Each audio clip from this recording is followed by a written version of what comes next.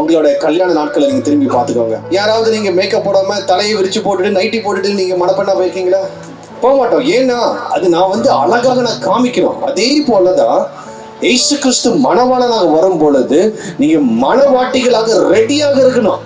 அவர் வந்ததுக்கு அப்புறம் இல்ல ஆண்டவரே நான் போய் ரெடி ஆயிட்டு வந்துடுறேன், எப்படியாவது கொஞ்சம் ஆவியின் கனிகளை அலங்கரிச்சுட்டு வந்துடுறேன்னா டைம் இருக்காது. ஏன்னா வேதம் சொல்லுது கண்ணிமை பொழுதில்.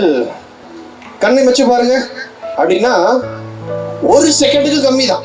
அதனாலதான் ஆண்டவர் டேட்டின்னு சொல்ல டைம் சொல்ல அவருக்கும் கொடுக்கல. ஏன்னா அவர் கிருபையானவர், எப்படியாவது வெளிப்படுத்திடுவார் யாருக்காவது. டேட்டு மட்டும் அவருக்கு தெரிஞ்சதுன்னு வச்சுக்கோங்க. நம்மளுக்கு என்ன பண்ணிருப்பாங்கன்னா இயேசு கிறிஸ்து இத்தனாம் தேதி இத்தனாவது மாசம் இத்தனாவது வருஷம் வரப்போகிறார். நம்ம ஆளுக்கு ரொம்ப விவரம், எல்லா பாவத்தையும் அரை மணி நேரத்துக்கு முன்னாடி வரைக்கும் எல்லாம் பண்ணிட்டு சபைக்கு போய் முழங்கப்பட்டு ஆண்டவரே மன்னிக மன்னிக மன்னிக மன்னிக ஜோம் மட்டும் எப்படியாவது போயிடலான்னு போயிடுவாங்க. அதனாலதான் ஆண்டவர் டேட்டின்னு சொல்ல டைம் சொல்ல. அப்ப மணவாளன் வரும்பொழுது மணவாட்டி ரெடியாக இருக்கணும்.